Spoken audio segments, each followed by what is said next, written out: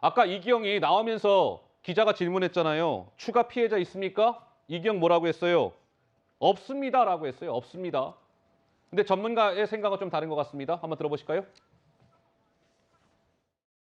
만약에 택시 기사가 사망한 사건으로 검거되지 않았으면 이런 사람들은 계속 범행을 이제 저지를 수도 있고 지금 그 등기까지 함께 집안에 놔두기는 좀 합리적이지가 않습니다. 보통 1회 살인 사건의 경우에 흉기부터 없애는 게 상식이거든요. 증거물이 가득 있을 흉기를 집에 보관을 여전히 해놨다는 부분이 지금 쓸모가 있지 않는 이상 그런 어떤 보관의 수벽 같은 거를 갖기는 일단 어렵거든요. 합리적인 사람이라면.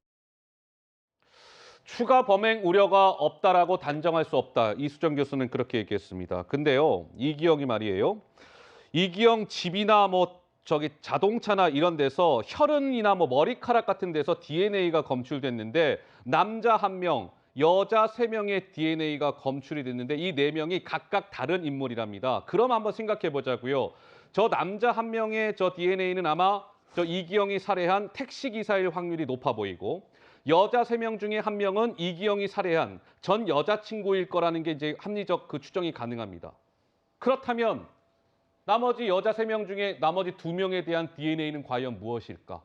김은배 팀장님. 그게 문제인데 사실은 국가수에서 DNA 4개 발견했지 않습니까? 그 중에 3명은 여자고 1명은 남자인데 지금 말씀하신 대로 남성 건은 발견됐다 하더라도 여성분께 하나는 피해자였던 50대 여인으로 볼 수도 있고 또 하나는 뭐냐면은 현재 여친일 수도 있습니다. 근데 이 집에 사실은 총사하신 분이 왔다 간 모양이에요. 예. 그리고 가족도 왔기 때문에 실제적으로 이 DNA 발견했다 하더라도 범죄인 즉 그 유전자 데이터베이스에 들어있는 사람은 대조가 가능하지만 그게 없다고 한다면은 일일이 대조해야 되기 때문에 아마 경찰에서 오신 그 성수부라든지 아니면 가족들 그 DNA를 대조해가지고 확인되면은 추가 범행은 있다고 하더라도 실제적으로는 발견을 못한 거기 때문에 아직까지는 경찰에서는 아직은 수사하더라도 특별하게 안 나온 거 없고 전문가 측에서는 저런 유류품이 나왔기 때문에 추가 범행이 있을 것이라고 단정을 하지만 실제적으로는 경찰에서 아직 발견을 못했기 때문에 현재까지는 드러난 게 없는 거죠.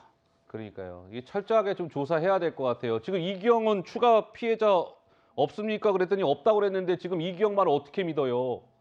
이 말 믿을 수가 없어요. 맞아요. 허언도 많이 했다 그러고 절대 믿어서 안 됩니다. 이거 철저하게 수사해야 되고요.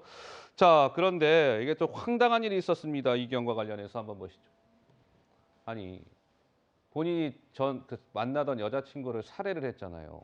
그리고 처음에 경찰에는 내가 여자친구 살해하고 저 파주의 공릉천에 유기했다 이렇게 진술을 했다가 수색 일주일 만에 진술을 바꿨답니다.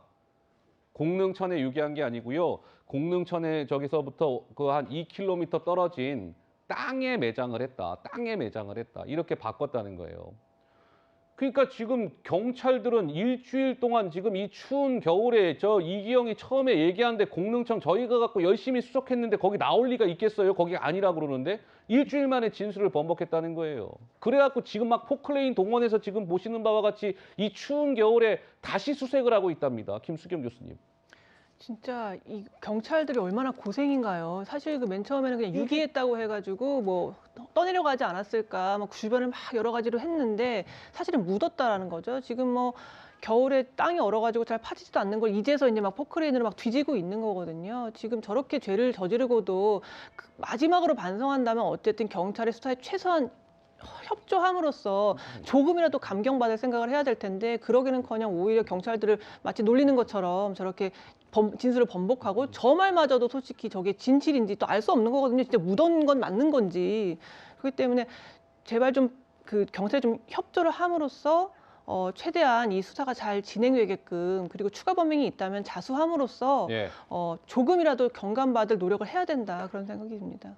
어제 저기 뭐 현장에 검증한다고 저 이기영이 이제 경찰이 대동시켜 갖고 갔는데 또 뭐 뻔뻔하게도 막 손가락 이렇게 가리키면서 내가 시신을 뭐 저기에 유기했다 뭐 이런 모습도 보였다고 하는데 아니 그러니까 김은배 팀장님 일주일 동안 경찰들 결국에 저 엄청난 인력들이나 이 추운 겨울에 골탕 먹인 거 아니겠습니까? 그렇습니다. 수사력이 예. 굉장히 낭비가 됐는데 처음부터 사실은 이경희가 얘기했을 때 의심은 있었어요. 왜냐하면 사체를 강에 버리게 되면 흘러가지 않습니까? 발견이 돼야 되는데 발견이 안 됐기 때문에 일부 전문가들도 저도 그랬습니다. 땅속에 묻은 거 아니냐 아니면은 허위 진술한 거 아니냐라고 말했는데 본인이 지금 허위 진술한 거는 맞는 거죠. 그리고 바꿔서 지금 말씀하신 대로 2km, 3km 떨어진 다리 밑에다가 시신을 땅속에 묻었다고 했는데 요조차도 실제적으로 사실인지 아닌지는 알 수가 없어요. 왜? 네.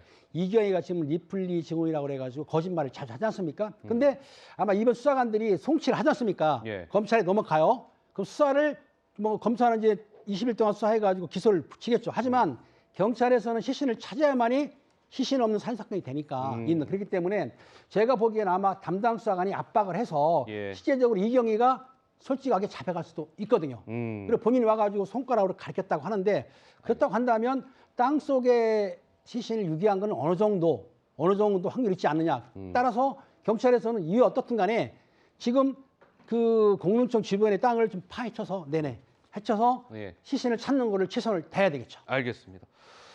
자, 하여튼 이기영의 오늘 모습이 공개됐는데 그의 얼굴은 볼 수가 없었습니다. 이기영과 관련된 또 추가 뉴스가 좀 전해지면 다음 뉴스의 라이브에서 또 전해드리도록 하겠습니다.